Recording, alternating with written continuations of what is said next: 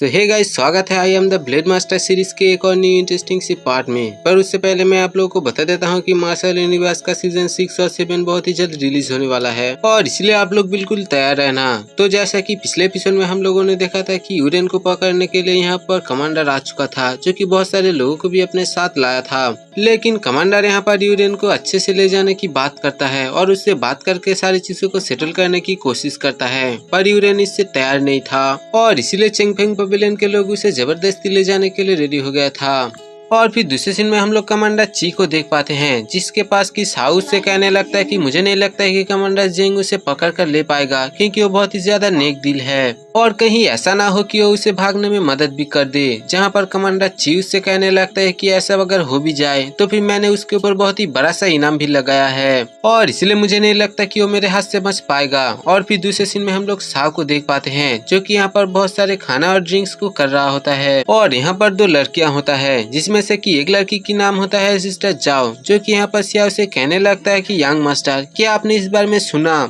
वहीं पर सियाओ, जिसे कि इस बारे में कुछ भी पता नहीं था, वो लड़की उससे कहने लगता है कि असल में चेंगफेंग पवेलियन ने एक लड़की के ऊपर बहुत सारा इनाम लगाया है और इसलिए क्या आप उसे पकड़ना नहीं चाहेंगे? लेकिन सियाओ यहाँ पर चेंगफेंग पवेलियन का नाम सुनते ही इस बारे में मना कर देता है और फिर वो कहने लगता है कि मैं किसी बंदे को ढूंढने से ज्यादा तुम्हें तारना ज्यादा पसंद करूंगा। वहीं पर वो लड़की तो यहाँ पर सियाओ के मुंह से ऐसी बात को सुनते हुए बहुत ही ज्यादा शर्मा रही होती है और वो यहाँ पर सियाओ से कहने लगता है कि यंग मास्टर आप ये कैसी बातें कर रहे हैं। और फिर वो यहाँ पर सियाओ से कहने लगता है कि अगर आप इस प्रपोजल के लिए रेडी नहीं है तो फिर आपके लिए मेरे पास एक दूसरा प्रपोजल है, जिसका नाम की ब्याह है। दोस्तों यहाँ पर इसके बारे में हमें ज्यादा कुछ बताया नहीं जाता, पर आगे चल के हम लोगों को शायद इसके बारे में पता चले। वहीं पर हम लोग जियांसी को देख पाते हैं, जो कि चेंगफेंग पवेलियन के कुछ लोगों को टॉर्चर कर रही होती है और वो उन लोगों से कहने लगता है कि जल्दी से बताओ कि असल में चेंगजू टाउन का रास्ता किधर है, वरना मैं तुम लोगों को यहाँ पर मार दूंगा। पर हम लोग देख पाते हैं कि वो दोनों ही कोई भी इस बारे में बात करने के लिए रेडी नहीं था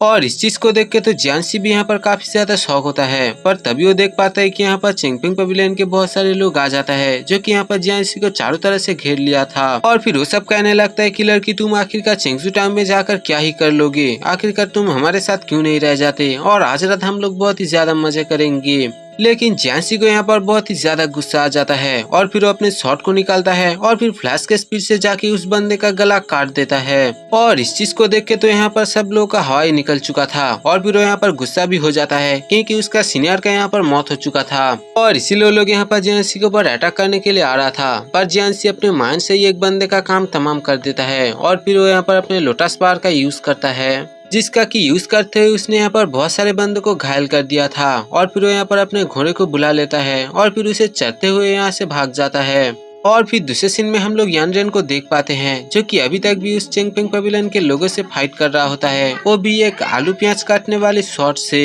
यहाँ पर वो सब बंदे उससे कहने लगता है कि तुम इस आलू प्याज काटने वाले शॉट से हमारा कुछ भी नहीं बिगाड़ सकते और इसी तरह से हम लोग देख पाते हैं कि वो लोग यानरेन के सारे अटैक को बहुत ही इजीली डॉच कर रहा था। और फिर कमांडर जेंग, जो कि यहाँ पर यूरेन के पैर को पकड़ते हुए उसे आसमान में भेज देता है और इसी मौके का फायदा उठा के यूरेन उसके ऊपर अटैक करने के लिए जाता है। लेकिन कमांडर जेंग के पावर के सामने वो कुछ भी नहीं कर पाता और उसका आलू प्याज काटने वाला शॉट यहाँ पर टूट जाता है और साथ में वो बहुत ही ज्यादा इंजर्ड भी हो चुका था।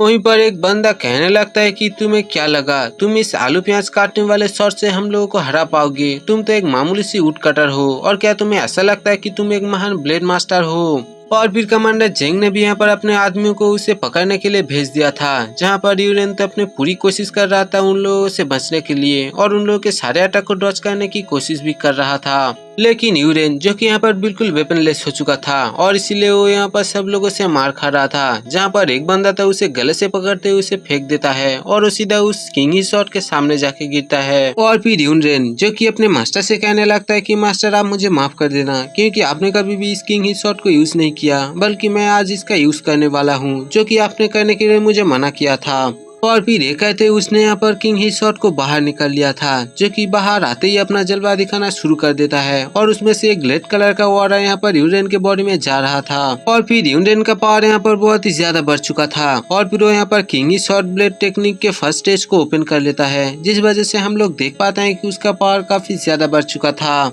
और साथ ही में उसके पीछे यहाँ पर बहुत ही बड़ा सा एक स्पिरिचुअल बॉडी आ चुका था, जो कि दिखने में काफी ज्यादा खतरनाक लग रहा था। और इस चीज को देखकर तो यहाँ पर चिंगपिंग पवेलियन के लोग बहुत ही ज्यादा डर जाते हैं। लेकिन यूनरेन, जो कि अपने मास्टर के बदला लेने के लिए बिल्कुल बेताब था, वो यहाँ पर अपने शॉट को चलाता है और इसी तरह से वो एक एक करके सब लोगों को मारता चला जाता है। यूनरेन यहाँ पर किसी को भी नहीं देखता और उसके सामने जो कोई भी आता है सब लोगों को यहाँ पर जान से मार देता है। और इस चीज को देखकर तो मास्टर जेंग भी यहाँ पर काफी ज्यादा हैरान हो चुका था और फिर वो कहने लगता है कि मुझे यहाँ पर ऐसा क्यों लग रहा है कि इस बच्चे के बॉडी में कोई डिमोनिक पावर इसे पॉजेस करने की कोशिश कर रहा है। वहीं पर यूनरेन, जो कि कमांडर जेंग से कहने लगता है कि तुम लोगों ने मेरे मास्टर को जान से मार दिया और इसलिए आज तुम भी यहाँ पर नहीं बचोगे। और फिर देखा है तो ये एपिसोड यहीं पर ही खत्म हो जाता है। दोस्तों, इसका नेक्स्ट एपिसोड भी बहुत ही जल्द आने वाला है और इसलिए चैनल को सब्सक्राइब जल्दी से कर देना और साथ में हमारे चैनल के बाकी के सीरीज को भी देखना, क्योंकि हमारा इस टाइम पे चैनल काफी ज्यादा डाउन चल रहा है और इसलिए प्लीज सपोर्ट दिखाना।